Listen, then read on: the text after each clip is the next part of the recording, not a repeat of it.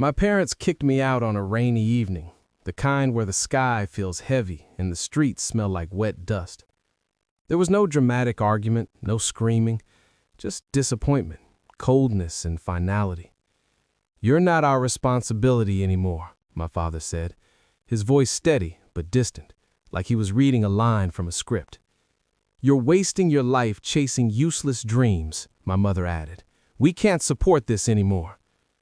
I stood there, holding my backpack, my hands shaking. I wanted to argue, to beg, to explain that I wasn't lazy, that I was just different. But their faces were closed. I realized they had already decided. I was a problem they wanted gone. So I left. I walked down the street with nowhere to go. My phone showed $137 in my bank account. No job, no plan, just a deep, burning humiliation that sat in my chest like a wound. The only person who ever believed in me was my grandfather. He died 2 years before that night. He was a quiet man, always observing, always thinking. My parents thought he was weird, too secretive, too obsessed with finance and investments, too old-fashioned. They joked that he lived in a fantasy world of spreadsheets and invisible money. But to me, he was a teacher. One summer afternoon, months before he died, he called me into his study. He gave me a thin, dark card with no logo, no numbers, nothing fancy, just a faint engraving of his initials. "Keep this," he said. "Don't tell anyone, not even your parents." "What is it?" I asked. "A key," he replied with a slight smile. "Use it only when the world closes every door on you." I thought it was symbolic. Maybe it was linked to some small savings account or a sentimental thing. I didn't think much about it. After he passed, my parents cleared his things quickly. They sold his books, his furniture, even his old watch collection. They never mentioned the card. I kept it hidden in my wallet, more as a memory than anything else, until I was kicked out. For months I struggled. I slept on friends' couches, then in a shared room with 3 strangers. I worked night shifts at a warehouse, then as a delivery driver. My parents never called. They never asked if I was okay. It was like I had died. One night, exhausted and angry, I sat on my bed and pulled out the old card. "Fine," I whispered. "Let's see what you are." The next day, I walked into a large private bank downtown. The marble floors reflected the lights, and the air smelled like money. Polished wood, leather, quiet confidence. I felt out of place in my cheap jacket and worn sneakers. I walked to the counter and slid the card toward the teller. "I'd like to check this account," I said. She frowned, turned the card over, and typed something into her system. Her expression changed instantly. She looked at me, then at the screen, then at me again. "Please wait," she whispered, standing up quickly. She disappeared into a back office. A few minutes later, a man in an expensive suit came out. He looked nervous, which surprised me. Bank managers usually look untouchable. "Mr. Rowan?" he asked. "That's my grandfather's name. I'm his grandson." He nodded. "Please come with me." He led me into a private office. The door closed. He sat down slowly, as if he needed a moment to process something. "This card is linked to a private legacy account," he said carefully. "It has been dormant for nearly 30 decades. "Okay, so what's in it?" I asked. He hesitated, then turned the monitor toward me. My brain couldn't understand the number at first. $1,207,934,118.42 USD. "That can't be real," I whispered. He nodded. "Your grandfather was one of our earliest ultra-high net worth clients.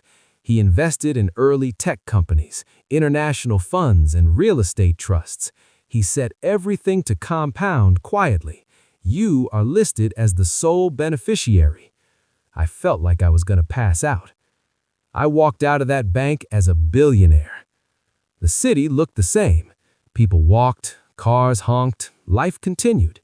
But inside me, everything had shifted. I didn't tell anyone.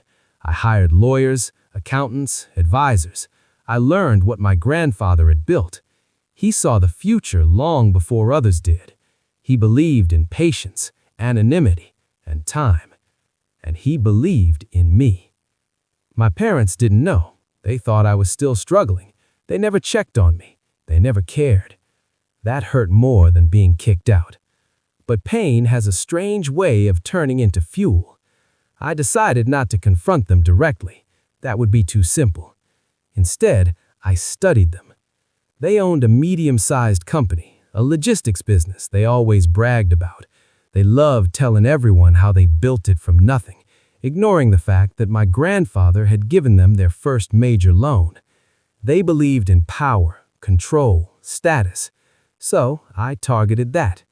Through anonymous investment firms and shell corporations, I started buying shares in companies connected to their industry, suppliers, competitors, distributors. Slowly, quietly, I built a network of influence around them. Then, I acquired the holding group that financed their expansion. Then, through a corporate merger, I became the invisible owner of their company. They never suspected a thing. When they got the news that their company had been acquired by a large investment firm, they celebrated. "We made it," my father told relatives proudly. "A global corporation recognized our value." They had no idea that corporation belonged to me. I watched from a distance as they attended corporate events, shaking hands with executives who reported directly to me. They felt important, respected, powerful. Then, I began restructuring. I moved departments. I replaced executives. I centralized decisions. Their authority shrank slowly, piece by piece, like sand slipping through fingers. They complained, but they couldn't fight it. It was corporate policy, global strategy, market optimization. They thought the world was against them. Then, I invited them to headquarters. They walked into a glass conference room with city views. My mother wore a formal suit. My father looked nervous. When I walked in, they froze. "You?" my mother whispered. "Yes," I said calmly. My father stared. "You own this?" "I own the firm that owns this," I said. Silence filled the room. Their world collapsed in a single moment. "Why are you doing this?" my mother asked, her voice trembling. "I'm not doing anything to you. I'm doing what you taught me." They looked confused. "You told me to survive on my own. You told me I wasn't your responsibility. You told me to figure life out without you. I listened." My father clenched his jaw. "This is revenge." I said, "This is reality. You valued power and control. I learned that lesson very well." I didn't fire them. That would have been merciful. Instead, I kept them employed. Comfortable salaries, respectable positions, but zero influence. They reported to managers half their age. Their decisions required approvals. Their legacy became a footnote. They spent years building a kingdom. I turned it into a department. But that wasn't the most satisfying part. The real revenge came from what I built next. I started funding programs for young people who were kicked out, abandoned, or misunderstood by their families. I created incubators for creative thinkers, artists, unconventional minds, the kind my parents called useless. I spoke at conferences about emotional neglect, about silent abandonment, about parents who think discipline means detachment. People listened. They admired me.